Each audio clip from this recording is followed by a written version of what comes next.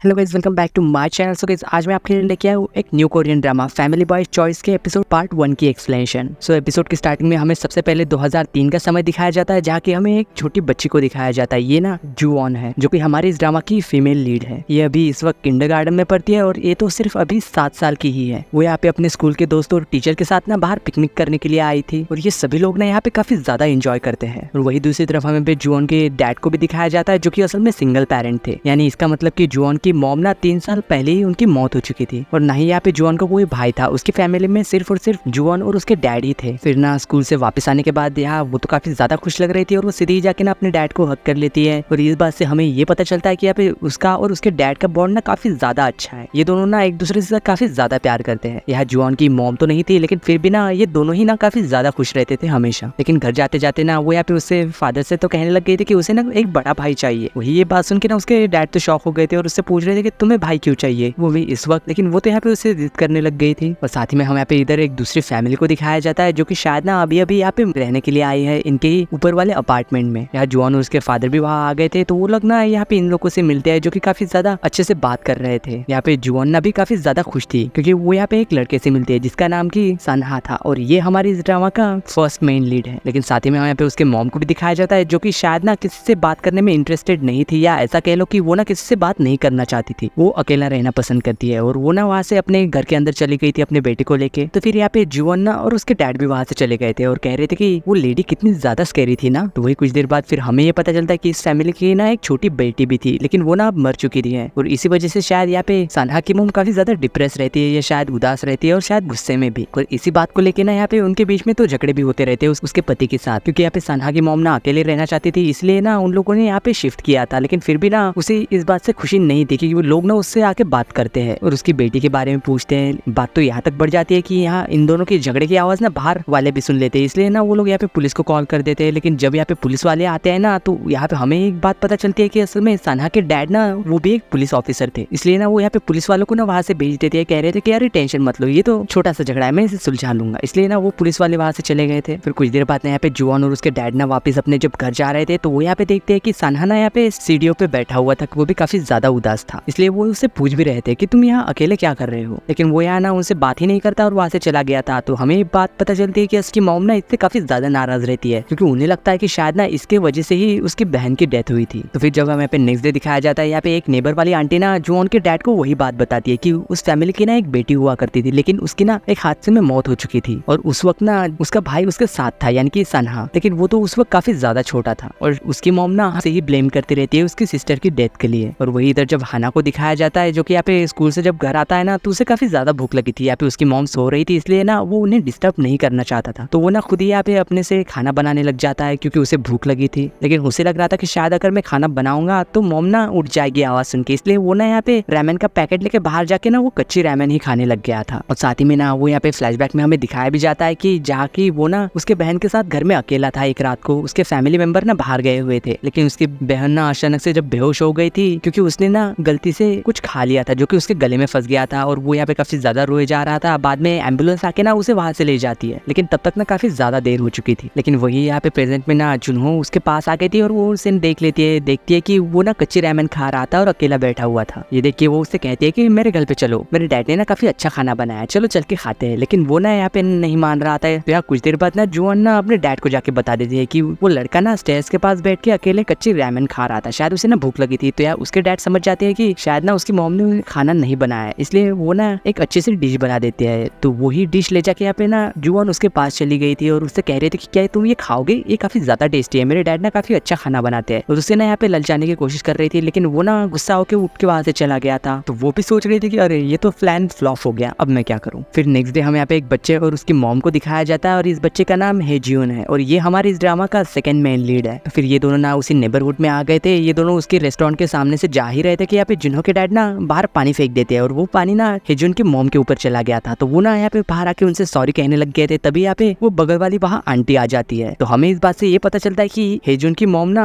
असल में जुवॉन के डैड से ही मिलने आई थी, यानी कि इन दोनों की ना आज एक ब्लाइंड डेट थी और इस डेट को अरेंज करने वाली वो नेबरहुड वाली आंटी थी। फिर बाद में ना ये लोग वापस घर चले गए थे। वो यहाँ बैठ के बातें कर रहे थे। यार जुवॉन के डैड ना उन्हें टॉवल देते हैं पोंछने के लिए, लेकिन वो कह रहे थे कि अरे नहीं मैं ठीक हूँ। और साथ ही में यहाँ पे जुवॉन तो कह रहे थे कि नहीं ये आंटी मुझे बिल्कुल भी पसंद नहीं है, क्योंकि वो नहीं चाहती थी कि उसके डैड ना किसी और से शादी करे और वो औरत इसकी मॉम बन जाए। और ये सब कहते हुए ना वो तो काफी ज्यादा शोर मचा रही थी और कह रहे थे कि ना ही मुझे कोई मॉम चाहिए और ना ही कोई बड़ा भाई। यहाँ तक कि वो ना इन दोनों को ठीक से बात भी नहीं करते थे, इसलिए वो नेबर वाली आंटी यहाँ पे जुआन और हेजुन को ना वहाँ से बाहर लेके चली जाती है और उन्हें यहाँ पे जूस दिला देती है ताकि इनके पेरेंट्स ना आपस में बात कर सके। यहाँ हेजुन तो उससे बात करने की कोशिश कर रहा था, लेकिन यहाँ जुआन ना उससे दूर भाग रही थी, कह रही थी कि मुझे तुम पसंद नहीं हो और ना ही मुझे तुमसे कोई बात करनी है, मुझे कोई बड़ा भाई भी नहीं चाहिए। और उससे ना यहाँ पे दूर भाग रही थी, लेकिन वो ना उसका पीछा कर रहा था। और रास्ते में ना फिर यहाँ पे उन दोनों को सनहा मिल गया था और इसी दौरान ना यहाँ पे हेजुन कह रहे थे कि ये अच्छा होगा कि हम सब लोग ना एक फैमिली बन जाए। लेकिन ये बात यार जुआन को कतई मंजूर ही नहीं थी। वो कह रहे थे कि नहीं, ऐसा कभी नहीं हो सकता और ना ही कभी होगा। और ये तीनों ना जब वहाँ से जा रहे थे तभी यहाँ पे उनके पीछे ना दो बच्चे आ जाते हैं, जो कि यहाँ सनहा को ना काफी भला बुरा कह रहे थे कि वो लड़का ना काफी अजीब है, उसकी वजह से ना उसकी बहन मर गई और उसकी मॉम ना उससे बात भी नहीं करती और मेरी मॉम ने कहा है कि उसके साथ नहीं रहना वरना वो ना हमारे लिए बैड लक लेके आ गया। तो ये भी बात सुन के यहाँ पे जुआन तो काफी ज्यादा गुस्सा हो गई थी और इसी चीज को लेके ना वो उन दोनों लड़कों के साथ लड़ने लग जाती है। और यहाँ हेजुन भी ना उनकी मदद कर रहा था या सनहा ना उन्हें रोकने की कोशिश कर रहा था, लेकिन वो भी ना इन सबके फाइट के बीच में उलझ गया था। फिर कुछ देर बाद जब दिखाया जाता है कि यहाँ पे इन सबके पेरेंट्स आ गए थे, लेकिन उन दो बच्चों की मॉम ना यहाँ इन सभी लोगों को काफी ज्यादा उल्टा सीधा कह रहे थे कि तुम लोगों ने अपने बच्चों को क्या सिखाया, क्या ऐसे ही किसी को मारना सिखाया है, ये तो अभी बच्चे है, तो क्या बड़े होके ये कोई गुंडे बनेंगे। तो इस वजह से यहाँ पे जुआन के डैड ना